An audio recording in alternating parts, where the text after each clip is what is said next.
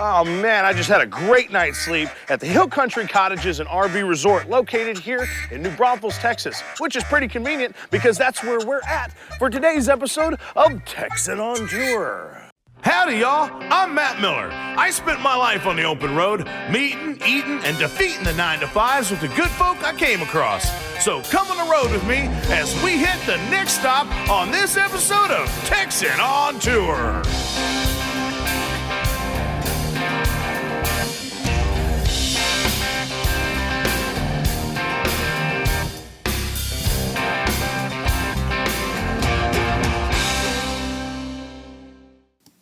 With a full day of New Braunfels ahead of me, my oversized belly was calling out for the sticky sweet goodness of some local baked goods as the required fuel for my impending adventure. With that, I ducked into Naegelin's Bakery, the oldest bakery in the great state of Texas. It's so old, they say the place is haunted. It was there I discovered a lot more than your average dough depot. Part gift shop stocked with everything from t-shirts, coffee mugs, specialty jarred delectables, and even Christmas decor. And part legendary bakery featuring cookies, cakes, pies, more cakes, tarts, and donuts. I also discovered lines of people all waiting to get their hands on what many consider the best strudel this side of the Atlantic Ocean. Love this place and love their strudel, love their cookies. Donut. Smiley cookies. Their santards, their apple strudel is amazing. It's the best you'll find around anywhere around here. Every time we come in, I end up buying more than I need to because it's just so good. Yeah, this is the second time we came, or I've come. When I first moved to Texas, a buddy of mine brought me down. He's like, it's the oldest bakery in Texas. You have to go there. The food is awesome. And we bought way too much food. The gingerbread, too. The kolaches and the gingerbread are awesome. What do you like to bite up first? All right, enough with the testimonials already. I want to taste this place for myself. So owner and manager Tasha Miller was nice enough to hook me up with both the story behind the strudel and, of course, the strudel itself. This place is pretty cool. What's the history here?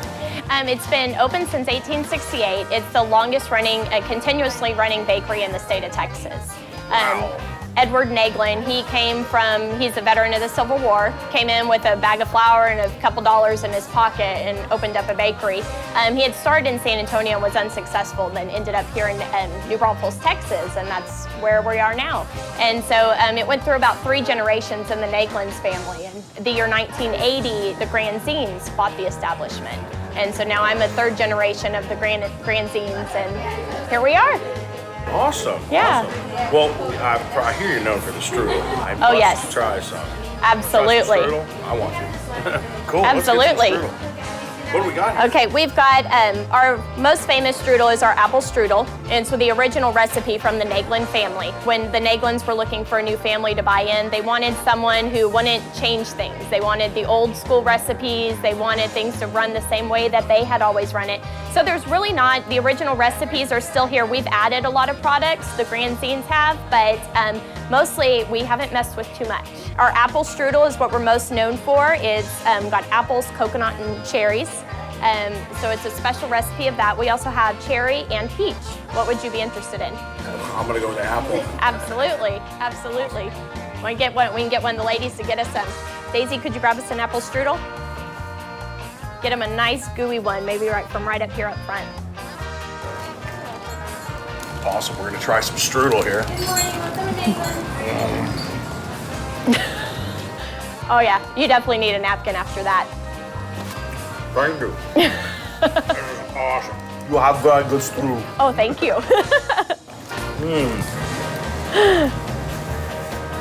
Well, thank you, Dom. Absolutely. Thank you. Thank you for coming in. We got a lot more to do today, so let's hit it.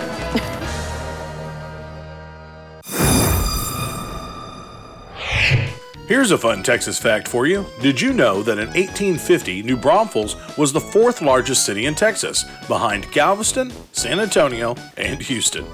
Well, now you do. Has your home insurance claim been denied or underpaid? Hi, I'm Eric Dick of the Dick Law Firm, and if your home insurance company's acting like a turkey, give me a call and I'll give them a good stuffing.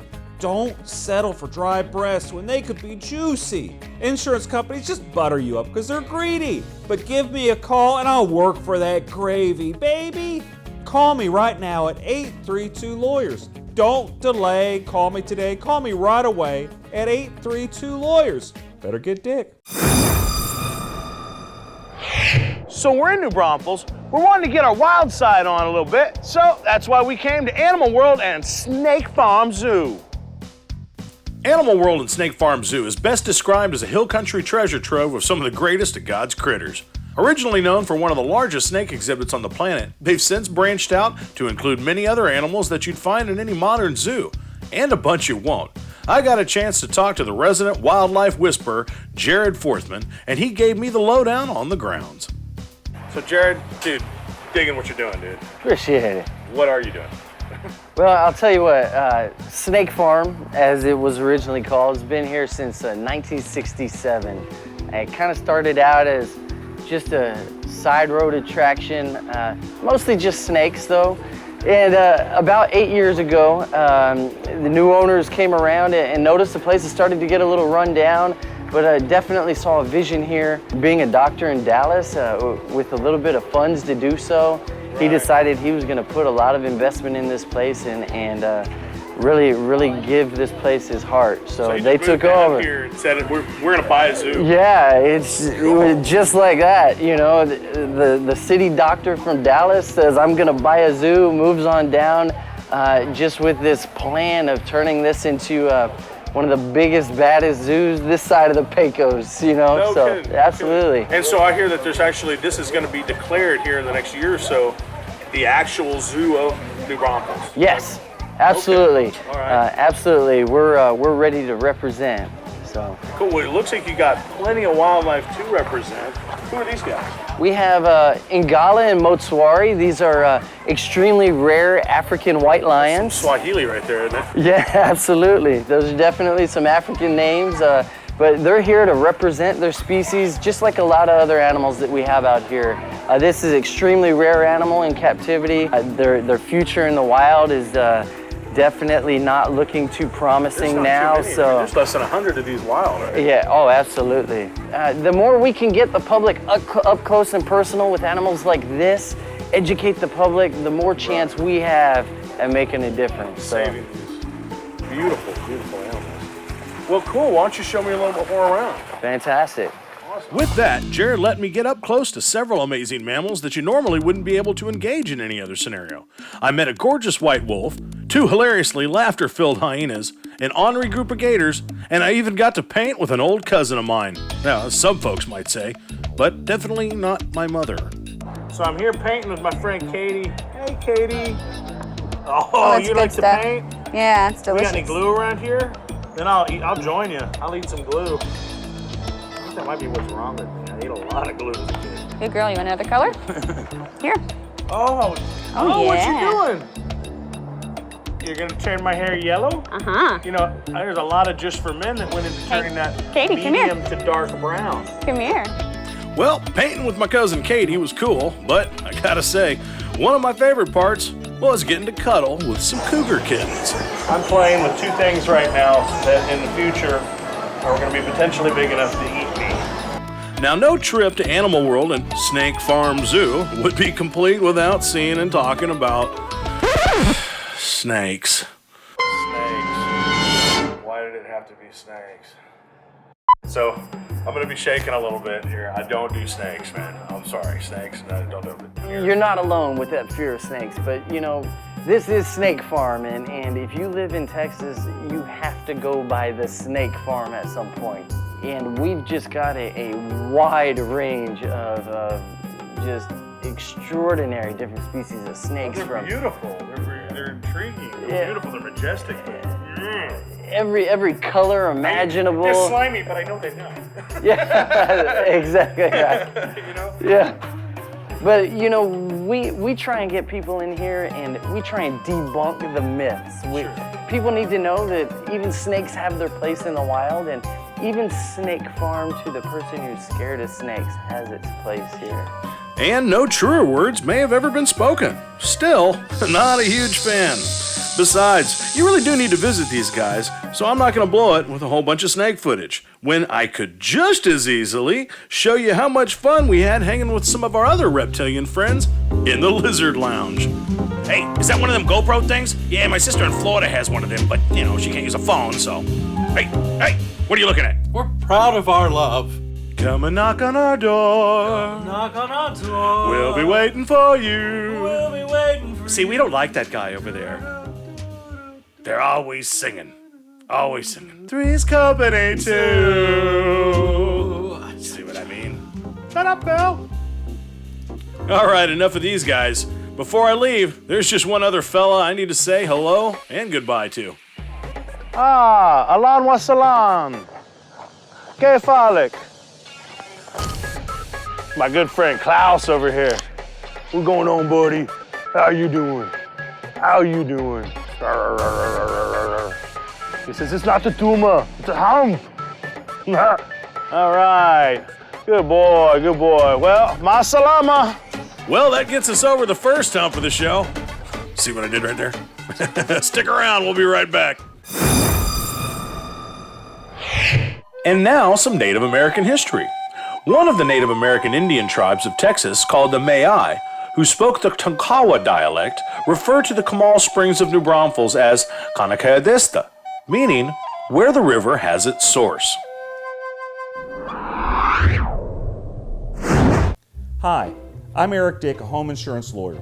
If your home insurance company is giving you the runaround, don't delay. Call me today. Call me right away at 832-LAWYERS.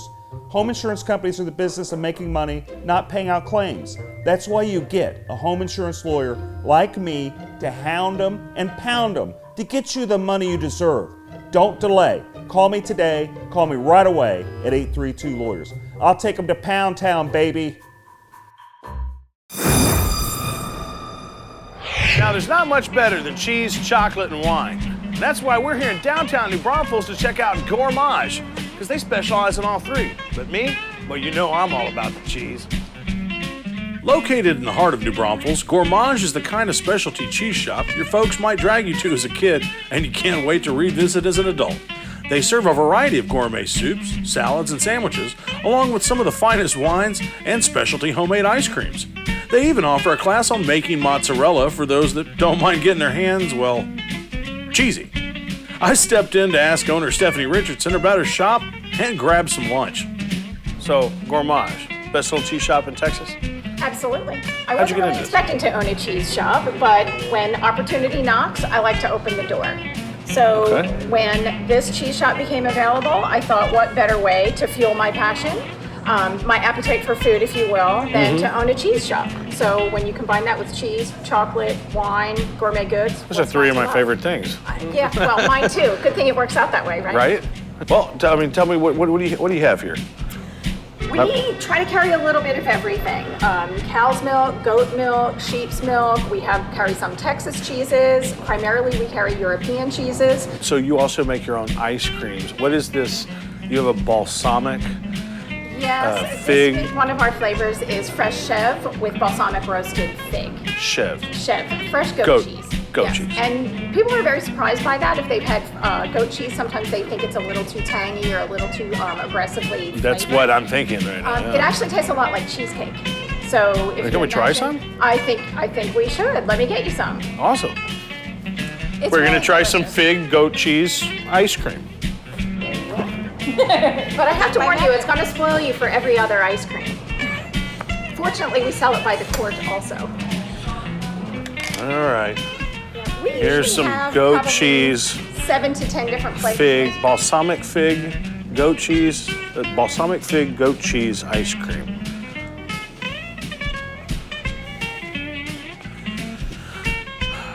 Here we go. This isn't right. Well, I've been known to be wrong. Wow. What? I wouldn't know there's goat cheese in that at all. It's just creamy, cheesecakey. Well, this is just awesome. And now, you're gonna have me make some cheese?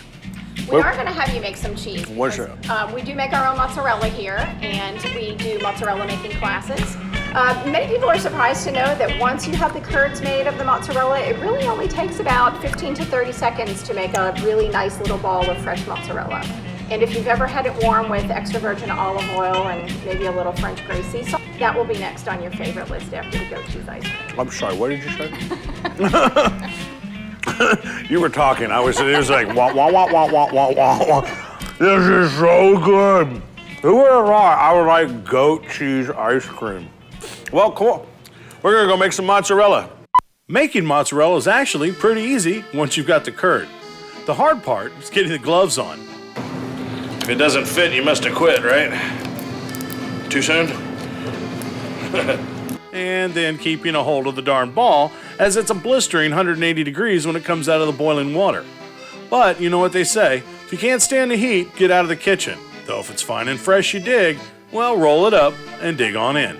So I can try this one. You can try this right now, and I suggest that you do because it's fantastic. This is like the best way to eat it. All right. The first time I've ever made cheese. And here we go. And She said I did a good job, too. You did. You did a very good job. More olive oil.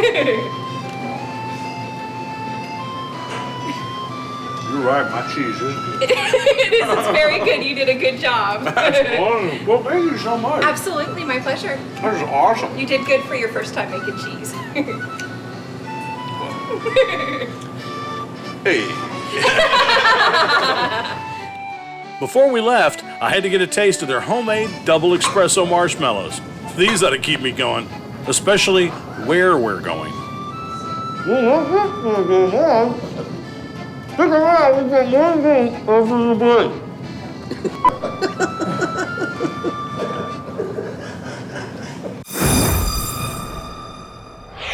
Getting the shaft from your home insurance company?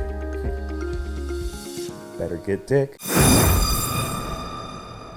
Now, Texas has a lot of natural resources. One of those is limestone. And where you find limestone, you find caves. There's over 3,000 documented caves in the state of Texas, and the biggest ones, and by far some of the prettiest ones, are right here in New Braunfels at Natural Bridge Caverns. So let's go check them out.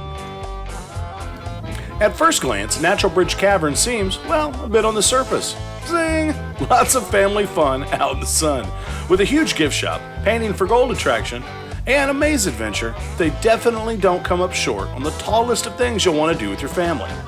So they got so many things to do here at Natural Bridge Caverns, it just blows your mind. A family could be here all day long, but if I know my crew, these guys are gonna make me do that.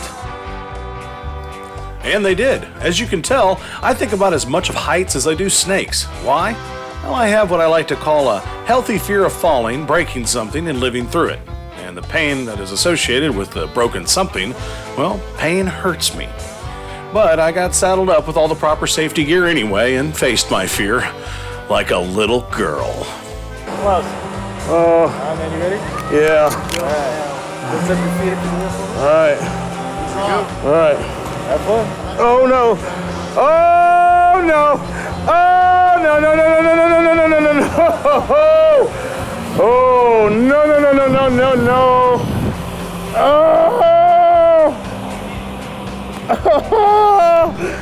Oh no! Oh no! No! No! No! No! No! No! Okay, that's about enough of that. That's about enough of that. We're gonna walk down.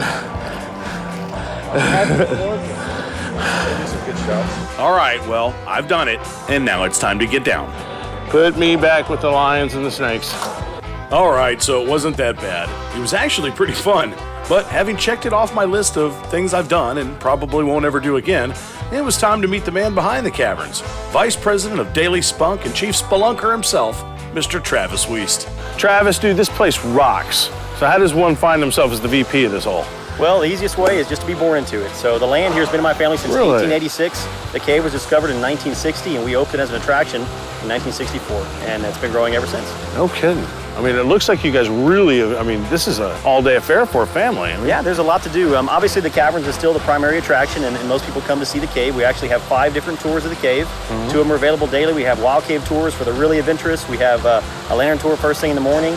And we've also added some attractions here on the surface as well. So we have zip lines, ropes course, we have an outdoor walkthrough maze, we have a gym pan mining attraction right next door. Just outside the Caverns is a drive-through safari wildlife park called Natural Wildlife Ranch. So there's a full day of family fun out here. No kidding. Well, you know, okay, I've done the zip lines. That's fun, but I don't do heights. So well, let's see how you do underground. Let's see how you do underground. Yeah, okay. Good. All right. What about that, guys? Okay. Let's go. I tell you what, the caves aren't for the faint of heart either. Not because I guess they might scare someone who's claustrophobic, but because you'll need a strong heart to make it up and down all those stairs. Travis led us down 10 stories underground into an amazing display of what water and minerals can produce together, given several 100,000 years to do it. The caves did give me an idea, though. All right, honey, look, I got it.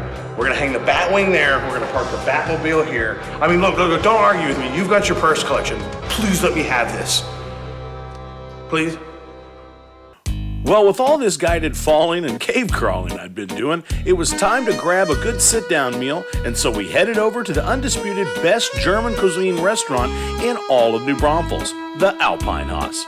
Set in a 165-year-old house near the center of town, the Alpine Haus is a family-owned and operated fine dining establishment that you absolutely must have reservations for, as people drive for hours just to sample some of the best German food in Texas. I sat down briefly with owner Frank Hammond as I dug in. Everything looks fantastic, Frank. Man, Thank you for having us. You're welcome. Now I know why. People Thank come you. here from far. Yes, we do. We have people coming from everywhere, and they all say this is the most traditional, authentic German food that they've found. And we do try very, very hard, and we take it very serious. We make everything from scratch, in-house, every single day. There's nothing that's pre-bought, pre-frozen. We make it all, and we are proud of that. Oh my goodness, that was awesome. Having eaten, I decided to skip over to the river, as the Guadalupe is referred to pretty much all over Texas, and to neighboring Green, just to poke my head around a bit. Now, I might be a Houstonian tried and true, but it's darn near impossible to match the sheer beauty of New Braunfels. It's just a shame we don't have enough time in this episode to dig a little deeper. But know this, we will be back, and next time, we're getting wet. Well, that's it for this episode of Texan on Tour. And remember, TOT also stands for Troops, Officers of the Law, and Truckers. Why? Well, it's to remind us that without troops and officers of the law, well, America wouldn't be too safe. And without the truckers, we wouldn't have the goods to keep us going. That's it for this episode of Texan on Tour. Adios, amigos.